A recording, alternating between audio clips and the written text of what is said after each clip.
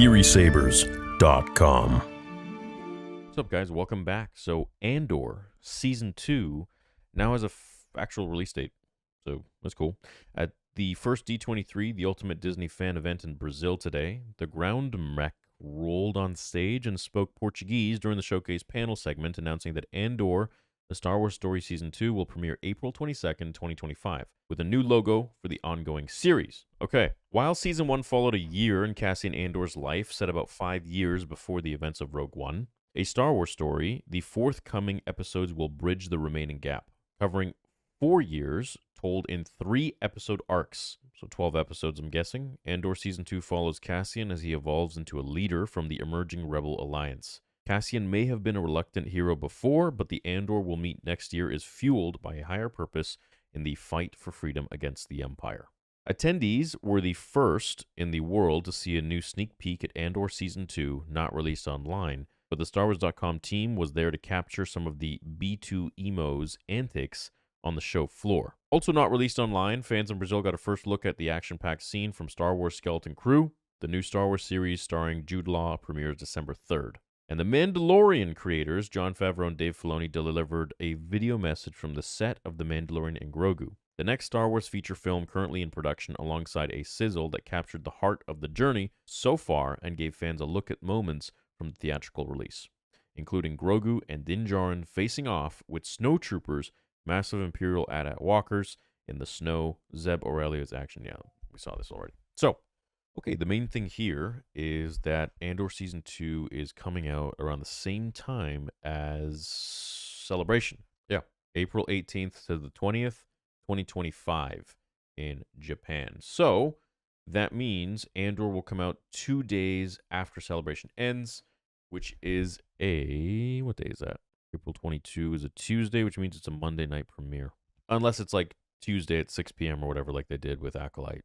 But yeah, it might not be. So anyways, that's cool. The 22nd. I like the fact that they're doing a time jump. So that means the story's probably going to be moving pretty fast. My only issue with the first one, and like this got bent out of proportion quite a bit online, just by people who don't like me, is that it was just slow. There was a ton of exposition. Otherwise, I enjoyed it.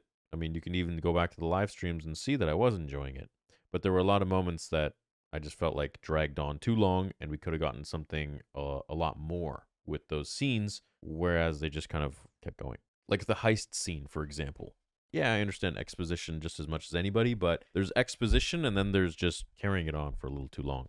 But God forbid we all disagree on something. You never know. You can still be friends. So anyways, Andor Season 2, I think, is going to be, and I said this even back when the first one was coming out, that it's probably going to be the most exciting one because of all the time jumps and the things that are going through it, but also we're getting a lot of the characters again. So we could be getting Tarkin. It's confirmed we're getting Orson Krennic, which is great. Ben Mendelsohn, I think, is a fantastic actor. I loved him in Rogue One, and of course, my favorite movie, in Ready Player One. So seeing him return in Andor is going to be a real treat because he just brings the entertainment in every scene and makes it just much more enjoyable and dramatic. Could we see Vader in this? Yeah, potentially. Do I want to see him? I mean, sure, I always want to see Vader, but does he really have any purpose in this story? I don't know yet. Depends where they really go. You know, it took us all the way to the end of Rogue One to see Vader in some capacity. So I would be finding it confusing if we would see him at this point when nothing is really on the rise as much as it was near the end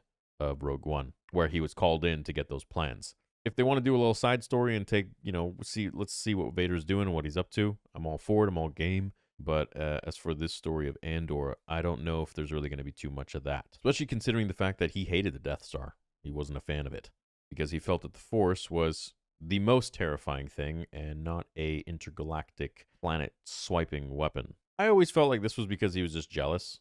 That he wanted to be the most terrifying thing in the galaxy, but now he had the Death Star, which could blow up planets, and so therefore he wasn't really all that terrifying. It's like, yeah, Darth Vader could come in, but then we could also have the Death Star blow up our entire planet. That's also a really bad thing.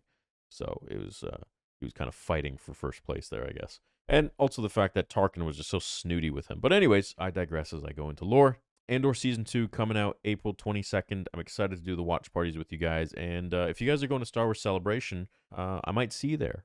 I got tickets, but I'm not for sure yet going to go. I don't know yet if I'm going to be able to make it, but I got the tickets to be able to go to the event at least.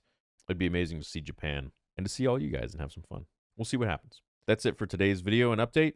Let me know if you're excited for Andor Season 2. Did you like Andor Season 1? And I'll see you in the next video. Until then, remember, the Force will be with you, always.